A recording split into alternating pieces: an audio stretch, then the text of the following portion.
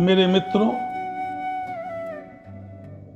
मैं डॉक्टर आनंद यात्री भीड़ और भेड़ में समानताएं दिखाना चाहता हूं।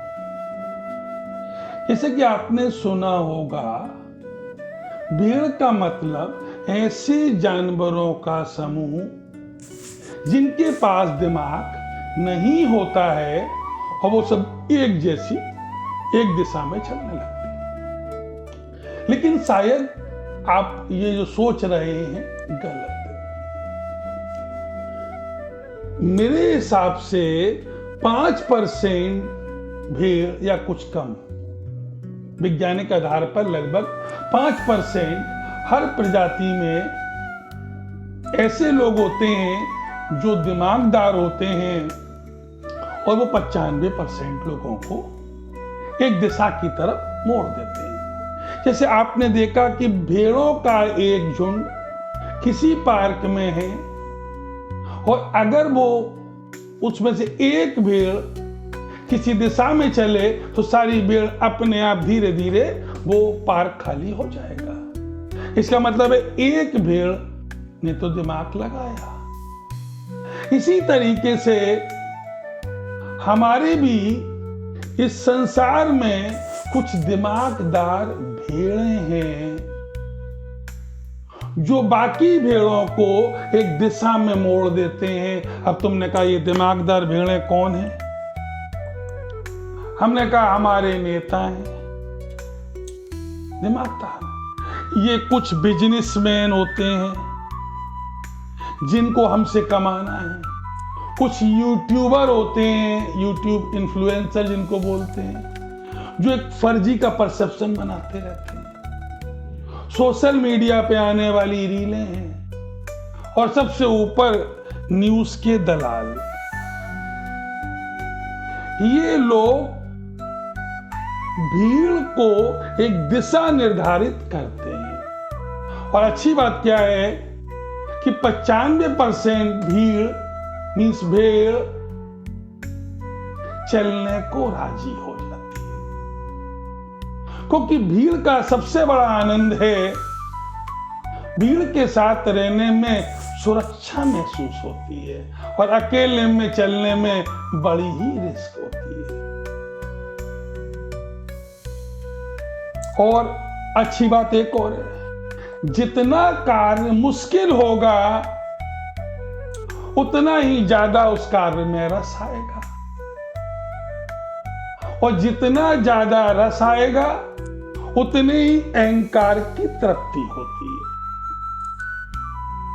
कभी ये भीड़ खेल के नाम पर होती है, कभी ये भीड़ राजनीति के नाम पर होती है, कभी ये धार्मिक सुरक्षा के नाम पर होती है। ये 5% जो भेड़ें हैं हमारे समाज में बाकी भीड़ को एक दिशा में मोड़ देते हैं और वो भीड़ दिमाग भी नहीं लगाती है। सच तो ये है 5% लोग 95% लोगों का परसेप्शन बनाते हैं, लेकिन वो 95% जो लोग हैं उन्हें ये लगता है नहीं, वो तो अपनी मौज में जी रहे हैं। कुछ नहीं है उनकी मौज, उनके सारे बटन किसी के पास हैं। वो क्या खाएंगे, क्या पहनेंगे, कौन सा मोबाइल इस्तेमाल करेंगे, वो क्या बोलने वाले हैं, सब पहले से ही उन 5% लोगों को पता होता है।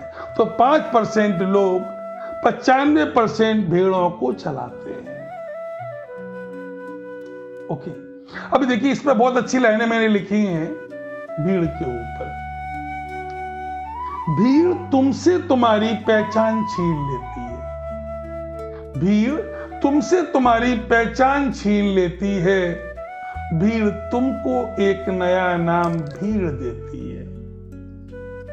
जैसे अभी तुम अलग रह रहे हो, तुम्हारा एक कोई नाम होगा, लेकिन जब तुम भीड़ के साथ जुड़ जाओगे तो तुम भी मॉब कहलाने लगोगे, तुम्हारा अपना नाम खत्म हो जाएगा। भीड़ की कोई शकल नहीं होती है और भीड़ के पास कोई अकल नहीं होती है। भैया भीड़ की कोई शकल नहीं होती है और अकल तो भीड़ में कोई लगाता ही नहीं। ये भीड़ मंदिर कभी गिरा देती है, कभी मस्जिद गिरा देती है। मंदिर गिराने वाले से पूछा गया तुमने किया, बोले हमने तो नहीं किया। मस्जिद गिराने वाले से पूछा गया तुमने किया, बोले हमने तो नहीं किया। क्योंकि अकेला ऐसा काम करने की हिम्मत वो जुटा ही नहीं सकता था। तो भीड़ की कोई शकल नहीं होती है, भीड़ के पास अकल नहीं होती है। भीड़ तो एक उन्माद की निशानी है, भीड़ केवल उन्माद की निशानी है। भीड़ का कोई मजहब भी नहीं होता, इस भीड़ का कोई मजहब नहीं होता। कभी ये हिंदू तो कभी मुसलमान हो जाती है, तो कभी सिख तो कभी क्रिश्चियन हो जाती है। इस भीड़ की कभी कोई शक्ल नहीं होती है। कभी ये हिंदू के रूप में होगी, दिखाई देगी, कभी ये मुस्लिम के रूप में दिखाई देगी, तो कभी ये क्रिश्चियन के रूप में दिखाई देगी, कभी सरदारों के रूप में दिखाई देगी।